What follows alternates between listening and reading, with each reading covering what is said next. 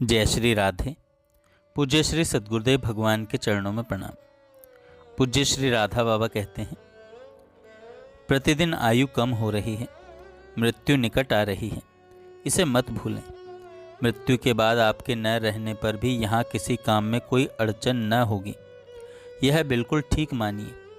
आप देखते हैं परिवार में किसी प्रमुख व्यक्ति की मृत्यु के समय कितना हाहाकार मचता है, पर बाद में सब अतीत के गर्भ में दब जाता है। उनका अभाव कितने आदमियों को खटकता है। यही दशा हम सबकी होगी। लोग भूल जाएंगे और जगत का काम ठीक जैसा चलना चाहिए वैसा चलता रहेगा, पर आपके बिना एक काम नहीं ही होगा। आपके लिए भजन आपको ही करना पड़ेगा, इस काम की पूर्ति आपको ही करनी पड़ेगी। इसलिए खूब गंभीरता से मन को जो यहाँ फंस रहा है, यहाँ से निकालकर आगे सुधार में लगाइए। भगवत प्राप्ति के सिवा कोई ऐसी स्थिति नहीं है जो निर्भय हो, जहाँ से पतन का भय न हो। सर्वत्र अशांति है, सर्वत्र भय लगा हुआ है।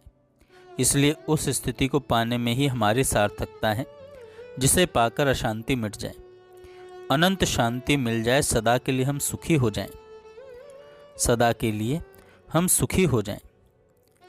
आगे बाबा कहते हैं, ऐसा सुंदर मनुष्य जीवन व्यर्थ न हो जाए, इस विषय में खूब सावधान रहें।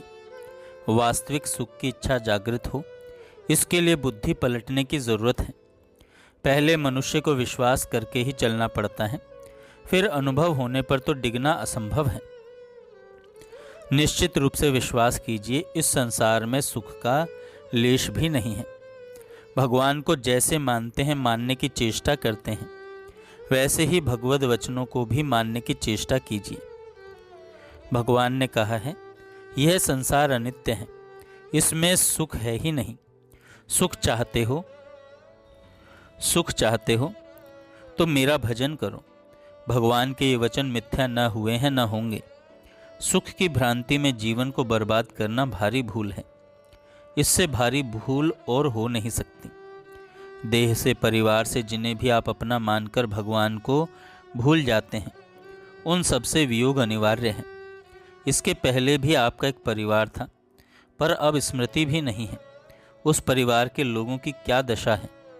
बेचारे भूखे भी मर रहे होंगे या मर गए होंगे, तो भी आपको उनकी चिंता नहीं होती। इसी प्रकार इन सब को भी आप एक दिन भूल जाएंगे। इसलिए अभी से उनकी चिंता छोड़ दीजिए। ये सब भगवान की संपत्ति है, आगे से आगे सबका प्रबंध लगा हुआ है। आप निमित्त मात्र बनते हैं। अतएव भगवान जैसी प्रेरणा करें, उसके अनुसार चलें, पर ध्यान रखें, पाप से संयुक्त स्फुरणाओं को भगवान की प्रेरणा मत मानिएगा। यदि एक क्षण के लिए भी किसी भी असत्य का आश्रय परिवार के योगक्षेम के नाम पर आपके द्वारा होता है, तो समझ लें मन धोखा दे रहा है। भूख से तड़प कर मर जाना अच्छा है। इस मृत्यु से अत्यंत सुंदर भविष्य का निर्माण होगा, पर पाप के द्वारा जीवन निर्वाह की चेष्टा ठीक नहीं। किसी भी पाप का परिणाम अवश्य ही अशुभ है। पैसे का संबंध, पैसे की चाह और पैसों में सुख बुद्धि जब तक है, तब तक बहुत ही सावधान रहने की जरूरत है।